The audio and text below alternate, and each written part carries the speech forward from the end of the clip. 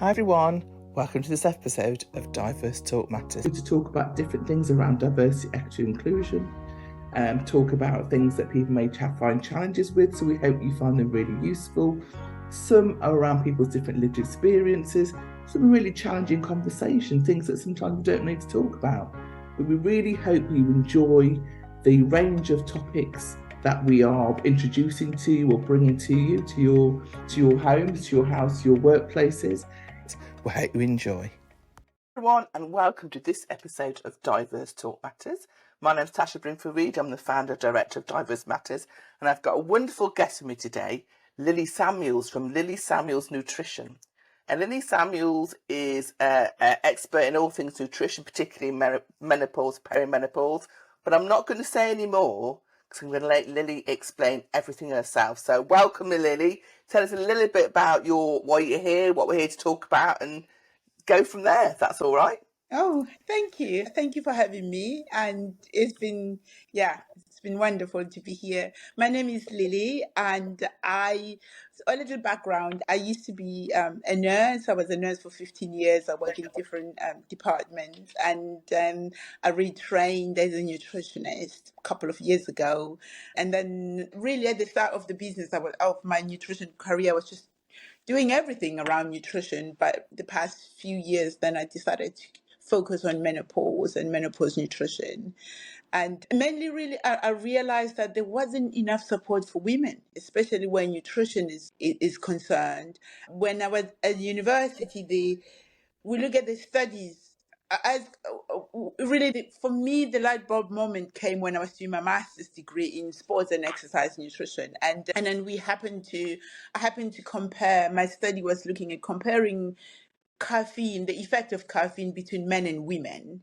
And I went on to look for research and studies. There was just nothing done on women.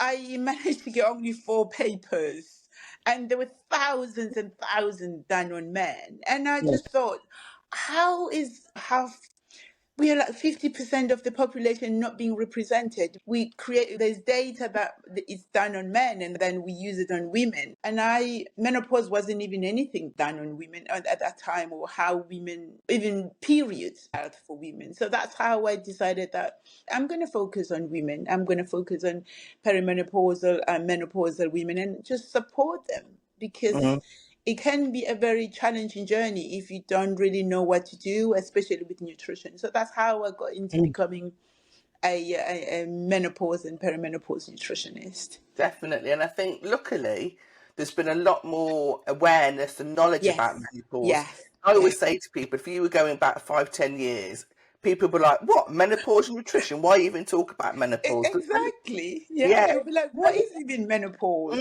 Mm. People didn't even know what that meant. And Yeah. people, it was made a bit of a laughing stock. Remember years ago, oh, I'm getting hot flushes. Oh, she's having a hot flush.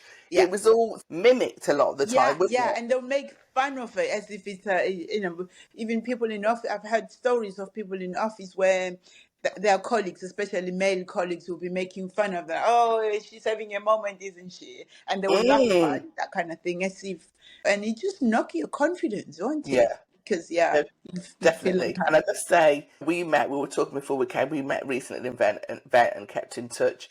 And I'm here again for personal reasons and selfish reasons, because I would like to know as many as the women or many people who are going through menopause would like to know for ourselves, because, like, again, we go through so many changes. yeah, Is it about, just from what I've read, there's about 13 million people who are either perimenopausal or menopausal. That is a lot. And, 25% of people have such significant impacts, significant day-to-day impacts from this. yeah, And I yeah, know from my experience and friends I talk to, think it varies, but it is a lot of things that we have to manage. So if nutrition can help us, even better. So that's brilliant. So yeah. tell me about how nutrition can help through the menopause and perimenopausal journey.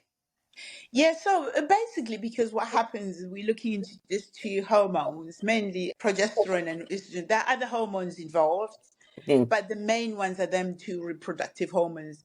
Estrogen start declining. Some women it start even early 30s that estrogen start declining.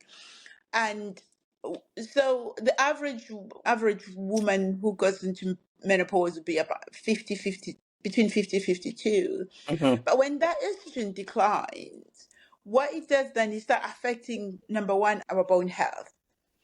And so that put us at risk of osteoporosis. Osteoporosis is a condition where it weakens up our bone and put us at risk of falls and fractures. So now we have these weak bones because of the estrogen. And then now we need to start thinking, okay, I need to strengthen my bones. How do I do that? Nutrition will come into play. Things like vitamin D and calcium will come into play. Okay. And majority of women that I work with, women on one-to-one, before I work with them, I would ask for blood tests all the time. And majority of them, they are lacking. Oh, Vitamin D wow. is so important in menopause because we also have vitamin D receptors, not in the bone, but even in the brain.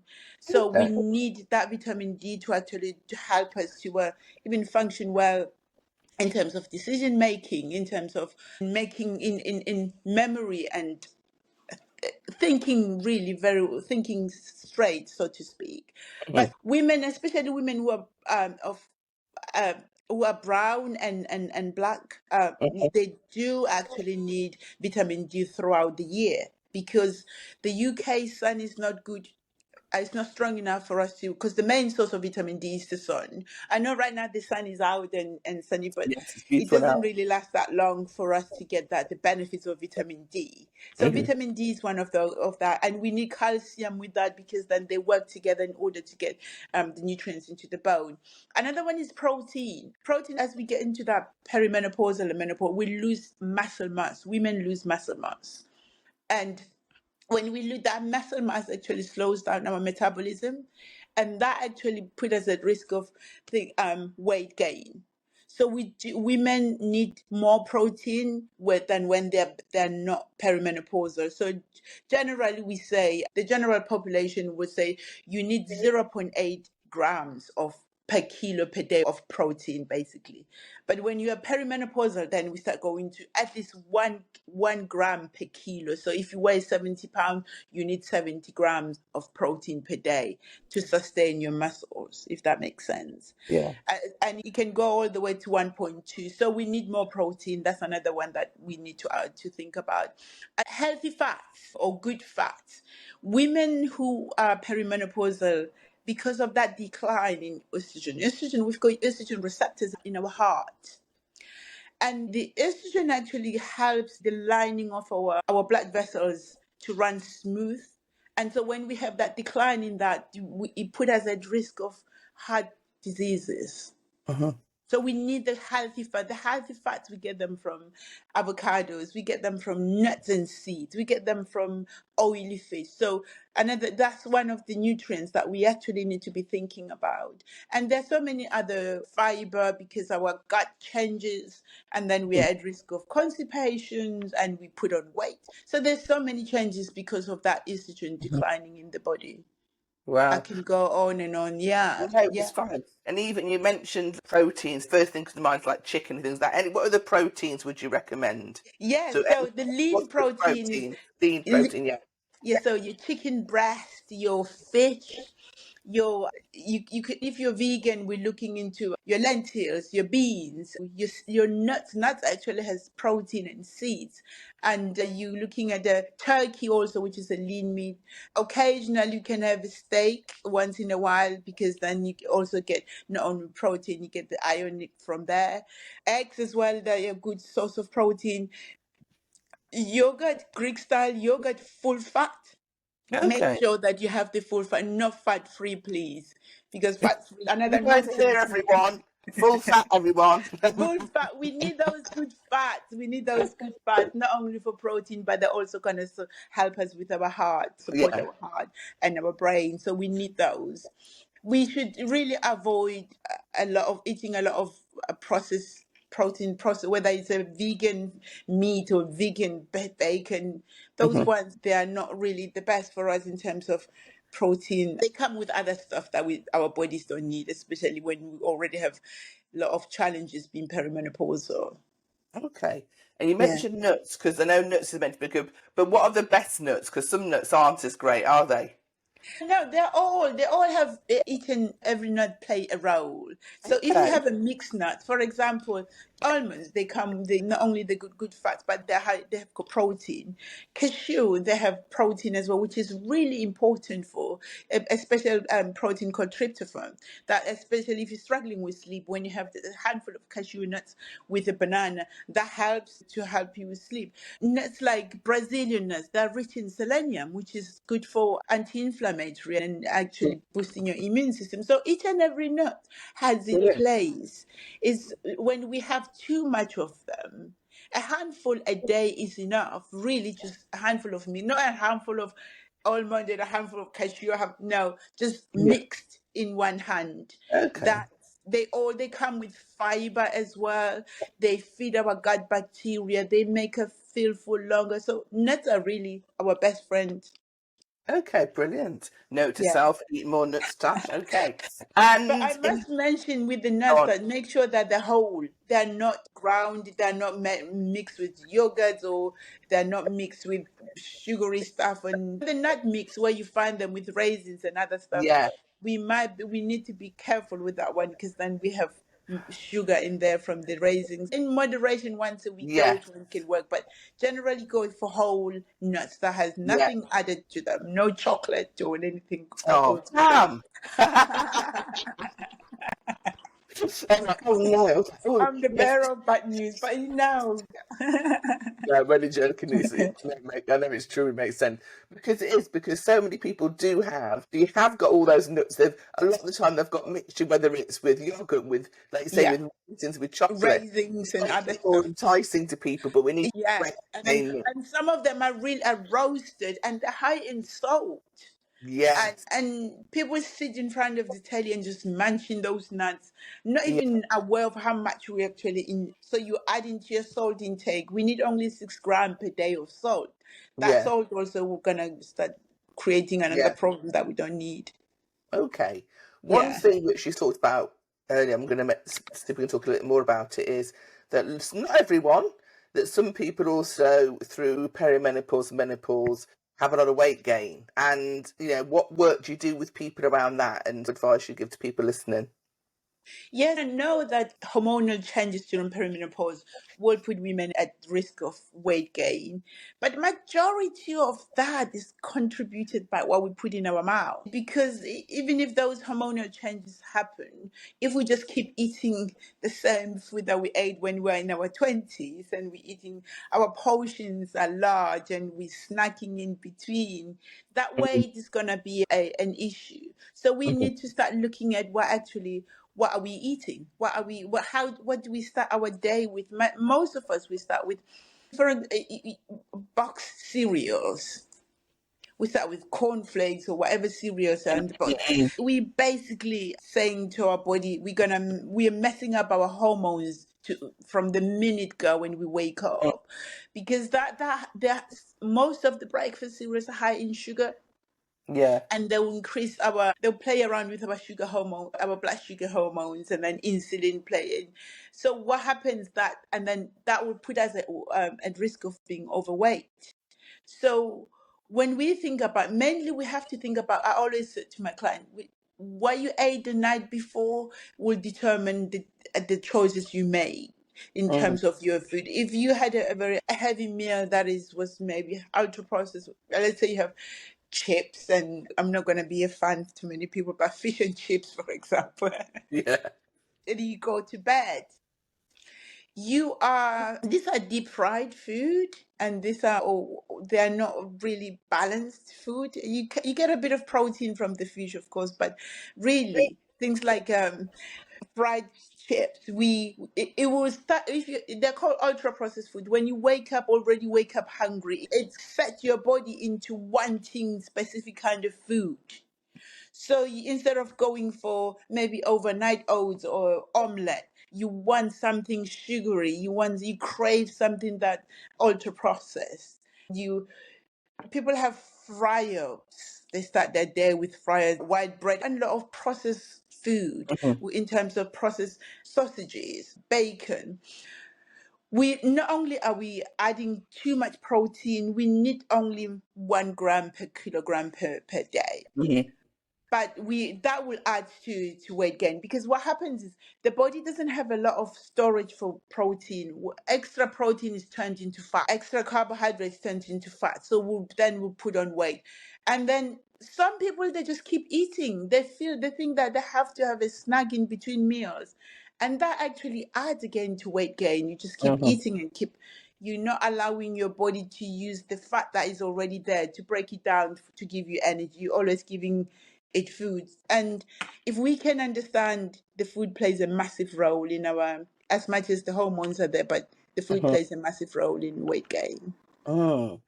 And if you could give somebody a few ideal, as going through the menopause and were affected by hormones, what Yeah. would you give people as an ideal breakfast, lunch, and dinner, for example? And I'm taking. Yeah, I would go with a quick one, go an overnight oats, for Mhm. example. It doesn't even need cooking. A night before, you get your oats, you add milk of your choice, you add flax seeds, you add chia seeds in there. You buy frozen berries, whether it's raspberries or strawberries.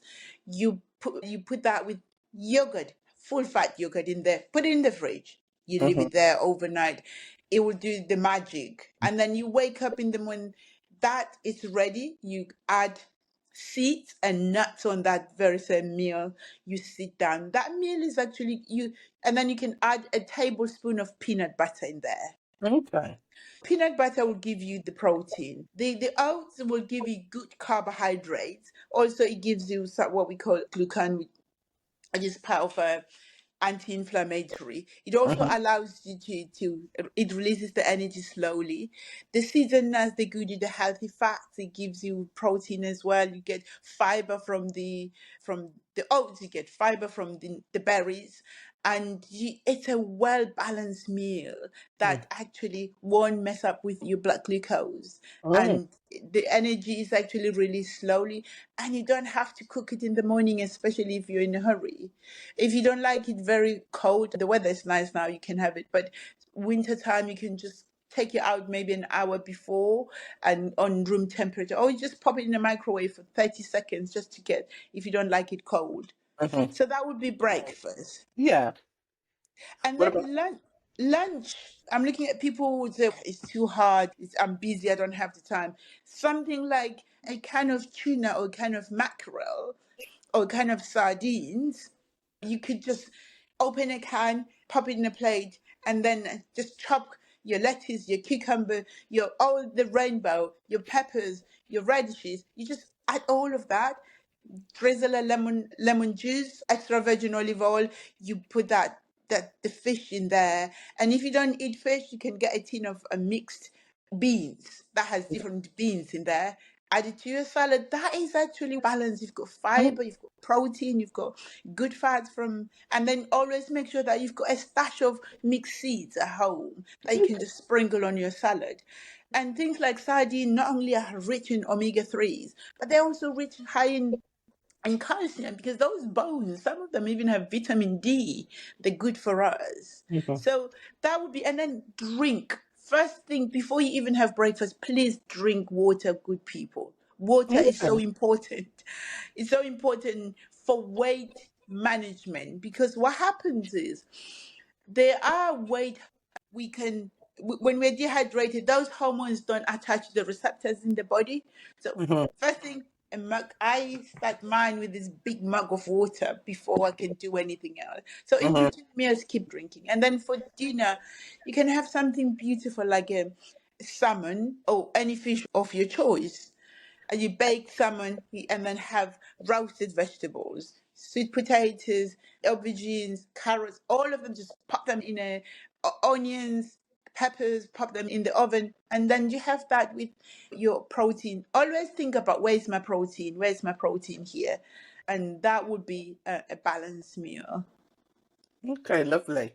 I've Yeah. taken lots of notes. I'm like, right, note to Tash, do better. Okay, so. But if you don't eat fish, of course, you can have some quinoa, which is a Yeah, plant, but eat a lot of eat I plant-based love food. fish. love Yeah. fish. And the thing is, it's funny, when I was younger, my parents used to put fish in front of me. I'm like, oh, I don't like it. In I fact, know, now I right? could I probably be know. pescatarian. I love fish. I eat fish I a have a lot. 15-year-old. Whenever I will open a tin of sardines, oh, and I'm like, Yeah, yeah, okay. I'll wait a few more years. You'll be wanting my fish. Yeah. yeah, definitely. That was me, definitely. This might be a myth here. Does going through perimenopause, menopause affect your metabolism? It does, yes, it slows it down. It slows it down. Like I mentioned earlier, that for example, muscles are the best currency when it comes to metabolism. Yeah. And naturally, women, anyway, we know equipped with muscles, but when we go into perimenopause, we now even lose that muscle mass. And that will also slow down our metabolism. So, yes. But however, that doesn't give us an excuse to say, it's my metabolism. I can put on weight because I'm in perimenopause. So we can actually, we don't have to, we can improve our lifestyle, exercise, and our sleep, and reducing things like alcohol, because that will actually add to weight gain. Hmm.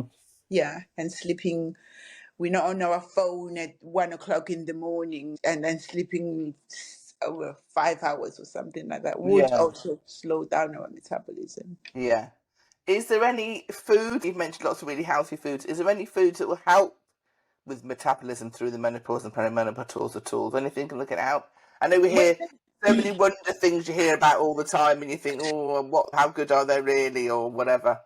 there's not one food that does that. You need combination of all these food. You need nutrients from all different foods. So when you have a well balanced plate, which I mentioned that it has to contain fiber, we get fiber. We've got two different types of fiber that the soluble and insoluble fibers. Fiber comes from cereals like oats. We get fiber from our fruits and vegetables. The outer lining of the outer coverage of our apple is fiber. So if we add fiber, in the UK, the recommendation is 30 grams per day. But in the Hmm. UK, we are so behind with amount of fiber that we need. Yeah, we eat less fiber because we don't eat enough vegetables and fruits. So fiber is another thing that we need to add to our food. When I mentioned the overnight oats, it had so much fiber in there from the nuts, from the oat itself, from the berries, and from the seeds. So we need fiber. We need to also add what we call phytoestrogen, specifically for phytoestrogen are plant compounds that mimic the activity of estrogen in the body. So we get that from soya products, Oh, your tofu, and or even a good soya yogurt. Just make sure that it doesn't have sugar in it, hasn't added other rubbish into it. And then flax seeds as well. Flax seeds, they are called phytoestrogen. These are the things that would actually help us. I mentioned phytoestrogen, I mentioned hydration, I mentioned fiber, I mentioned good fats. Magnesium as well we get it from dark leafy vegetables, your salad. We can get it from spinach, but with spinach we do need to wilt it a little bit so that the body can get the nutrients out. So when we get all together, we get magnesium, we get fiber, we get protein, we get vitamin D in there. We get vitamin D mainly because it's not. Most of the food in the UK are not high in vitamin D. We need to supplement with vitamin D. hmm. So we need to go and go to our doctors to check our vitamin D levels. They do it now. So all of that, the combination comes and helps support the body during Yeah. menopause and during perimenopause. And then we have to avoid ultra processed food. The food Yeah. that when we buy the ingredients is as long as our arm. Some of the ingredients we can't even understand Yeah. where we run as fast as we can from that kind of food because they're Yeah. not really the best, especially when you are perimenopause or menopause. Yeah. Yeah, Right. So you've yeah. mentioned you were actually so funny. I was just writing down vitamin D. So you were talking about your fibre, vitamin D, magnesium. You mentioned calcium earlier in terms of your bones. If there is there any good supplements? I know we should be getting it from our food anyway. Really, is there Yeah. any supplements you'd recommend anyways to on top of eating all this good food? Yes, so before I go into supplement, I want to add B vitamins as well. B Okay. vitamins, especially B12, B9, and B6, they're really important for menopause. B12 can only be found from animal products. So if you're vegan, you need to supplement it. It helps us with our mood, it helps us with energy production. We can get B6 from things like bananas as well. Mhm. B9, which is folate, is every single woman that I've worked with, their folate is down at the bottom of the pile. Oh, wow. Because I do blood tests, all, and that folate is so important that we need to get it up and up. Back to supplementation. First of all, food first. And people think they spend so much money on supplements that they can women can actually use that money to buy good food. They just supplement and then eat rubbish.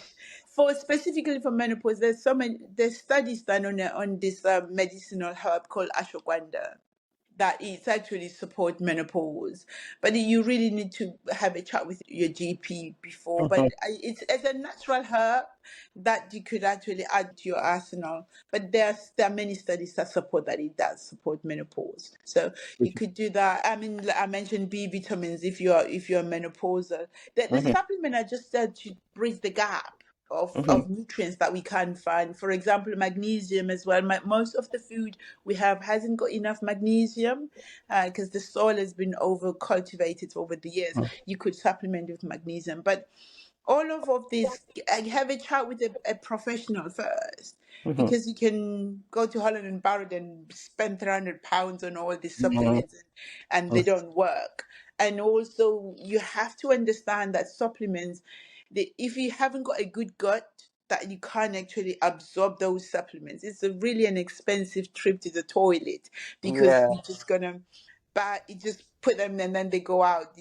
So your gut has to be able to, and some of them, they interact with each other and they actually make each other ineffective. But ashwagandha to start, and magnesium, I would say they Okay. are the one that could. Magnesium will help with mood and also with sleep as well. And if those who've got restless leg, magnesium have been shown to help with Mhm. that as well. And also, you mentioned about going to your GP, which I think is good. Do you ever work in partnership with GPs? How do GPs generally approach or support people going through the menopause with nutrition? And because sometimes you have people who will help if you've got diabetes, for example, won't you? They might support with nutrition and food. Do you know of any GP? How do you work or have worked with the sort of health professional GPs, for example? So some GPs are really open-minded. Recently I had a client. Before we started, I said I need blood tests, and said my GPs won't do it, and because they didn't think it was necessary. So I had to write the letter to the GP to explain why I needed those blood Mm. tests, those bloods, and they did it. Some GPs are really nice. They're there to support the women, and they'll just do all the blood tests that I'm asking. But majority of them, they're still reluctant. I have to tell the women to be assertive, and because it's their, what they'll do, some of them will just give the women HRT and send them home without any conversation about nutrition. But I don't really blame them, because they haven't got the education when it comes to nutrition. GPs don't. When I was a nurse, we were not taught much about nutrition in details. It just, so for maybe it was just one module of nutrition, so they don't really understand. They don't have the knowledge where nutrition is involved. But that's not an excuse. We will live in times where menopause is now, it's a conversation that we can, Yeah. So yeah, things can only talk get about. better, can't they? So anybody listening out there, do go to your doctor. Do be assertive, like Lily said. Ask Yeah, for blood tests. yeah. Ask for what you need, because that's how you're going to really drill down and see if there's any deficiencies. If there's Exactly, vitamin D, and they can do B vitamins as well. Look at your B12, your folate. They can do all those blood tests and to Mhm. see with those nutrients that are actually deficient. And they're so important in so many processes in the Mhm. body, even including how our central nervous system, the brain, the spinal cord, they're all important. Yes, do go and ask for those blood Yes, tests. And brilliant. then, yeah. Is there any misconceptions or myths that you hear when it comes to menopause and nutrition? Yeah, so I think one thing is women think that when you're perimenopausal, weight gain is that's it. You can't do anything about that. That's I know it's one of the symptoms, but it doesn't mean that you therefore you can't lose that weight. It can be shifted, really shifted, if you understand why. Because that weight gain not only is annoying in terms of what I can't wear that my lovely dress, but it creates things like inflammation. It puts you at risk of things like diabetes, heart conditions. So yes, we can lose weight when you're perimenopausal. And another thing that I want to mention is women who are on HRT. They think it's like a get out of jail card. They don't. I'm on HRT, so I don't have to do anything about my nutrition. Hmm. But HRT just play a small part of the entire body. Your brain still need nourishing. You still need to hydrate. You need all those nutrients. So even if you're HRT, please look after your nutrition. It's not that the end. That's it. You just carry on eating rubbish because at the end of who we are cells. We are made of cells. We're made of tissues. We're made of organs. So if we take care of that, it will help us with the sleep, energy, and all other aspect of our bodies. So, Yes, sleep that you mentioned is, you say sleep is an issue that many people have, including myself, and that's one thing. If we can't sleep properly, we can't function properly. we can't. And I work with women who are business owners and they're perimenopausal, some of them menopausal, and they will have things like brain fog or they have low in energy and they just carry on eating the same food and they've slept 2 hours, their sleep is disturbed, they've got Mm. night sweats. But there's food that can actually support us with those. So let's take care of our bodies. And so another thing is fats. People think that all fats are created equal. No, I'm not supposed to eat fats. That fats are fattening. Yes, when you eat what we call trans fats that we get from baked goods, most of the biscuits and stuff, some of them use the trans fats to maintain the freshness of the baked goods.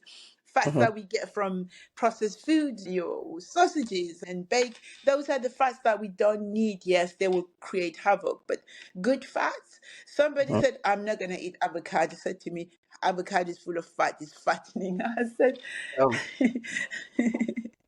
you it's want good. to be eating avocado every single day of your life, I said to her, and Yeah, having your nuts for every single time of those are the good fats, and they're not gonna, as part of the whole balanced diet, they're not gonna make you fat. yeah. And if you just have a handful every day, that's fine. That's enough. And if you've got any, is there anybody you've worked with, obviously without naming them, any really good news stories where so you might have started with somebody on their journey through perimenopause and menopause nutrition, and it transformed and they came out going, I wish I'd listened to you before or known about you before. Yes, yes, and I would say I've had 100% success in terms. They Brilliant. come, all of them. They come with, I've put on weight, I want to lose weight, or I've got hot flashes, or I don't sleep well. Those are really the main reasons to reach out. So I worked with this lady who she's been on this app for a while. These apps where I can't, whether it's fitness pal, whatever. She was on this app and she was doing some exercises on her own and Googling up everything, how she can change her diet and doing this and that. And eventually she realized that I really don't understand this whole menopause, the whole, because Mm. if you understand that the, the hormones, they are the ones that are calling the shots. Mm. And if you understand how to balance those hormones, then everything else just falls into place. So I've worked with her by week 2. She sends me because she likes data. She's one of those who like take data. She monitors weight, he monitors weight comes from all sorts of, and she sent me a, oh my gosh, I can't believe it. And I said, what's the matter? I have been monitoring my weight for 2, 3 years. I've been to Weight Watchers. I've been to Slimming World. I've been to other places that they do. I've been on keto diet. I've done this. And I can see the graph going down and down in terms of my weight. And Mm. for the first time, I can go to the toilet without using the medication that I was getting from the doctor. Brilliant. Constipated. She was chronically constipated. And I said, your fiber intake is non-existent. You could be on these apps, and some of them they go and work with personal trainers, and they'll give them broccoli and rice and chicken, broccoli and rice and chicken, and they don't look at the whole body. So what I do, because I'm coming from my nursing background, I understand that medical side of things, and I bring nutrition in. So I look at the whole body from head to toe. Let's look up how is your brain functioning? How is your heart? How was your gut? So yeah, by week 2, she was so happy. Yeah, and it really not. It's not really difficult. You just come and tell me where's the problem, and then I'll show you how to do it. And your mind's got to be in it as well, hasn't it? You've got Your to be in mind the zone. that's the first thing you gotta have, because if you just that's the first question I ask Yeah. before when I do discovery call is like, how committed are you? Like, how, because there will be certain things that I'm going to tell you that you can't do, that you can't eat that, this you can't be doing that. So if you are not ready, and come back when you're ready. So Yeah. one of the other things is alcohol. Women perimenopausal and menopausal, they think it's okay to come home and then, oh, I had a long day, I'm tired, I'm stressed out, I'm going to have a glass of wine to wind it down. And it does the opposite. Mm-mm. Alcohol is a neurotoxin, and alcohol when perimenopause is involved, it's Mm-hmm. really not our best friend at all, at all. So for those people out there who do like a little drink or two, what would you say they could drink in moderation? And I'm not enforcing drinking, I'm just saying, because I know some people might be listening going, why do little drink? And I think moderation for everybody. I think once a month, I have somebody who decided that I'm going to do it only on celebrations, birthdays, Okay. parties, and stuff. But when we think about it, we don't really need alcohol. Yeah, our bodies doesn't need it. And if you're having really terrible, challenging symptoms, I would say, do you Mm-hmm. really find time to say, I'm gonna, maybe once a month is enough for me? Because if you're perimenopausal, especially with progesterone, alcohol has been known to actually wipe away your progesterone as Mm-hmm. fast as Mm-hmm. you can think. So Mm-hmm. once a month, I would say, on special occasions, of course, just And one then glass. and they're making more. I don't really drink, but they're making more drinks non-alcoholic that are really nice, that are just different now. So that's another thing. But when you're Yes, looking for those, look for the healthy options. But there's lots more people who are creating non-alcoholic, yeah. non-alcoholic sort of really tasty drinks as well, aren't they? So maybe But they are also can create another problem. They tend to be high in sugar. yes. And sugar is one of Check. the problem that when you're going through menopause or perimenopause, you Mhm. want to run as fast as you can from sugar. Mhm. It's not good for us.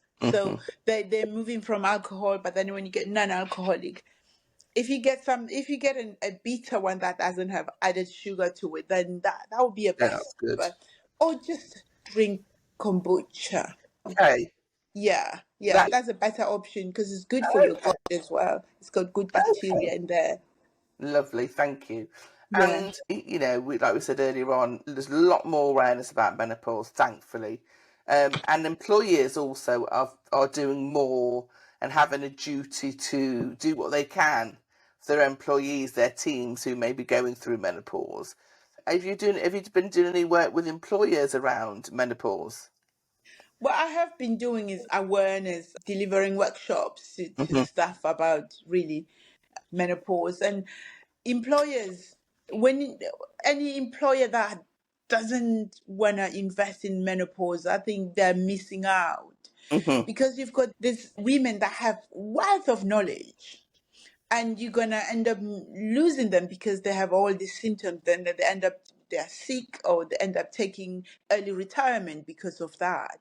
So what I've been working with certain forward-thinking leaders who say, come and explain to us and what is really going on, and how can these women, we want them to carry on working for us, and then how can we support them? And there is a movement at the moment in going the right direction, where employers are getting more and more interested in supporting their staff. And I think it's a good thing, very good thing, because you find that in some department that it's just mainly women and middle-aged women, some of them, and you realize that woman knows so much more, so much more, and to let her go and then start training a new, it's gonna cost money and years of experience. So yeah, Yeah, yeah, they're brilliant. doing that most, but we need more employers to Yeah, actually to definitely, yeah. definitely. So Even men, it doesn't have to be women only. Men need to everyone, understand yeah, menopause because they can be allies. They've got mothers, wives,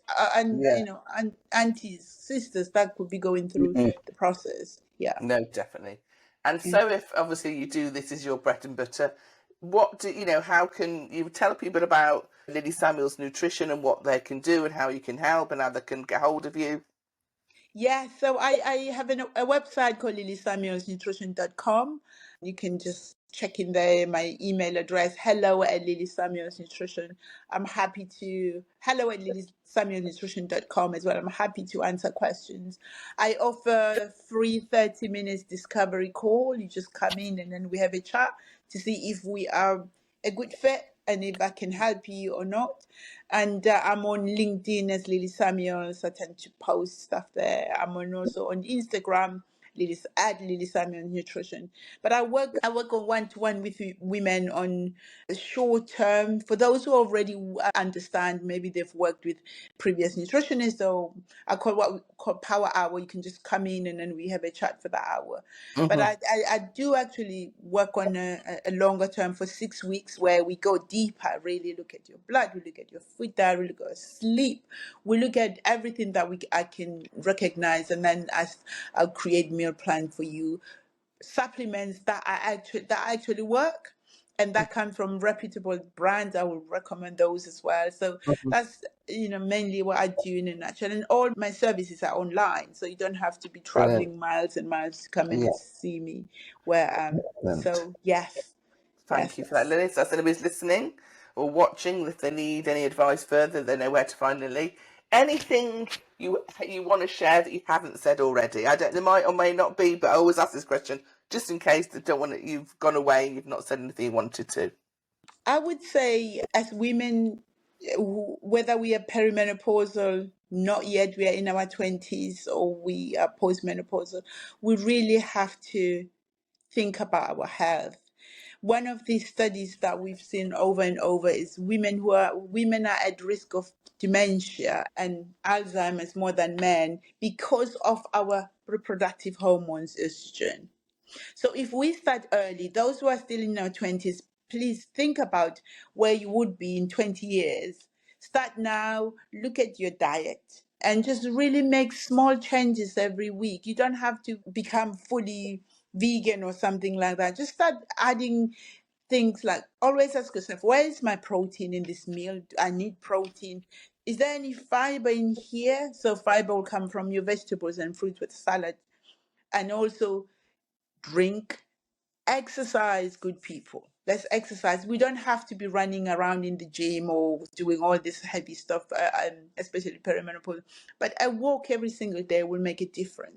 If we Brilliant. can just lift some weights at home, just get some tinned beans and then just do some have that will be building those muscles. They were going to help us and support our journey into. We want to grow old healthy, don't we? Definitely. Yeah. Brilliant.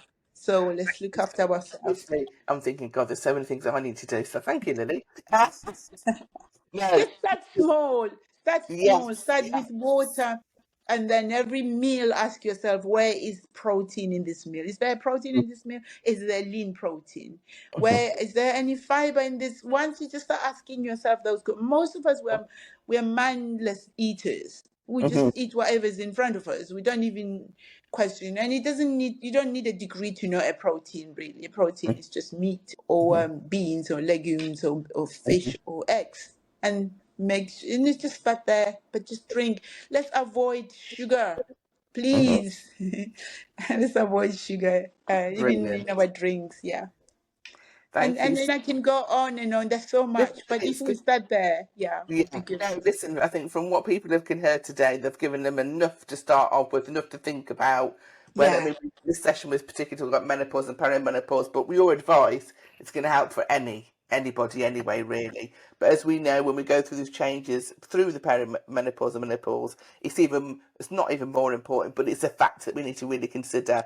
yeah, Like you said, if we want to grow old healthily, yeah, it's yeah. really important that we put these steps in In place. And we can't run away from the fact that we all, or as long as if you're a born woman, you're gonna go through that. It's a Yeah, natural process. So let's yeah. go into it feeling healthier and Hmm. still be able to enjoy our lives. You Brilliant. know. Thank you so Yeah. much. Thank you, Lily, for your time today. It's been brilliant. You're Thanks for coming welcome. along. We really appreciate it. So You're until welcome. next time, everyone, listen to the next podcast. I hope you found this enlightening and interesting, and hope you're going to take some of those tips from Lily. So bye, everybody. Thank you for having me. Bye bye. Thank you so much for tuning into the podcast. Please do spread the word about our channel and tune in for our next episode.